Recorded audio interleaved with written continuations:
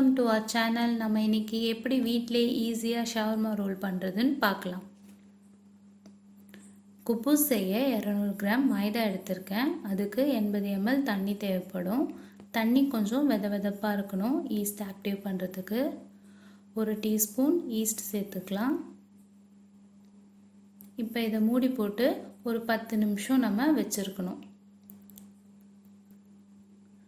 10 நிமிஷம் கழித்து பார்த்தா பபிள்ஸாக தெரியும். ஒரு புளிச்ச ஸ்மெல் வந்திருக்கும். இப்போ ஒரு பவுல் எடுத்து 200 கிராம் மைதா எடுத்துக்கலாம்.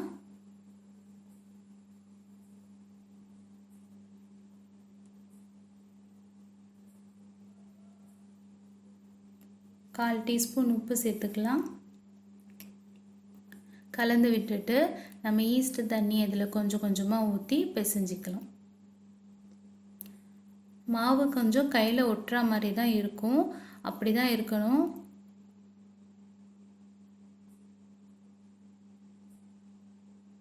ரொம்ப தண்ணி ஆகிடக்கூடாது, ரொம்ப கெட்டியாகவும் இருக்கக்கூடாது. இப்போ ஒரு ஸ்பூன் எண்ணெய் ஊற்றிட்டு நம்ம இதை துணி போட்டு மூடி ஒரு 2 ஹவர் ஊற வச்சுக்கணும். 2 ஹவர் ஊறினா தான் நல்லா சாஃப்டாக வரும். கழுவி வச்சுருக்க சிக்கனில் 1 டீஸ்பூன் மிளகாய்த்தூள், 1 டீஸ்பூன் மல்லித்தூள்,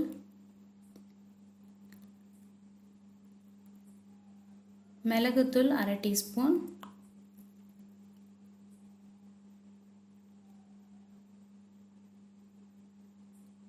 இஞ்சி பூண்டு விழுது 1 டீஸ்பூன், சின்ன சைஸ் லெமனில் பாதி லெமன் ஜூஸ் சேர்த்துக்கலாம். இதை நம்ம நல்லா கலந்துட்டு ஒரு 10லேருந்து 20 நிமிஷம் ஊற வச்சுக்கலாம்.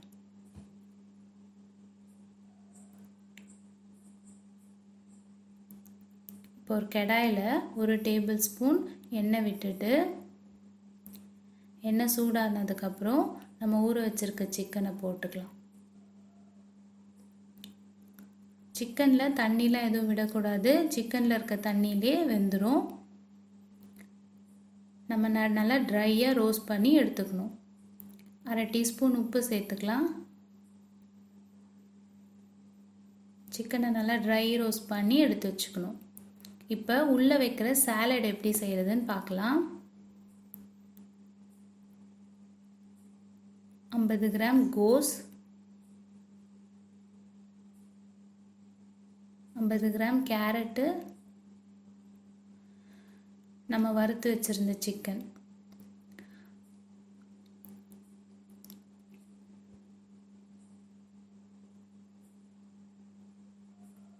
இப்போ மயோனைஸ் சேர்த்துக்கலாம். மயோனைஸ் கொஞ்சம் நிறைய சேர்த்தோன்னா நல்லா ஜூஸியாக இருக்கும்.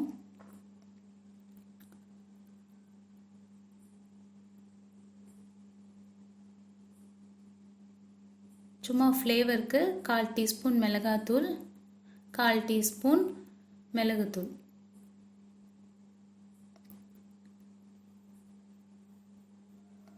சாலட் ரெடி ஆயிடுச்சு. குப்பூஸ் செஞ்சிடலாம்.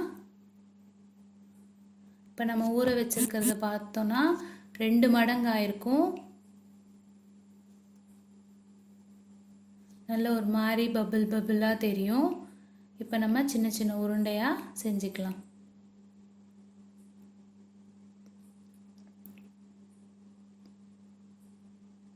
இப்போ இதை ஒரு 10 நிமிஷம் நம்ம வச்சுருக்கணும். 10 நிமிஷம் ஆயிடுச்சு. இந்த மாதிரி நல்லா ரோல் பண்ணிவிட்டு சப்பாத்தி மாதிரி ரொம்ப மெலிசாக இருக்கக்கூடாது, பரோட்டா மாதிரி திக்காக கொடுக்க நடுவில் இருக்கணும். இந்த மாதிரி நல்லா உப்பி வரும். உப்பி வந்தால் நல்லா சாஃப்டாக இருக்கும்.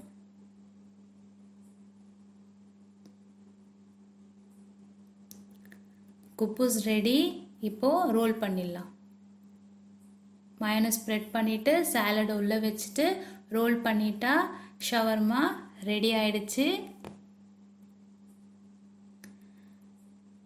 நான் கடையில் கொடுக்குற மாதிரி பட்டர் பேப்பரில் ரோல் பண்ணியிருக்கேன்.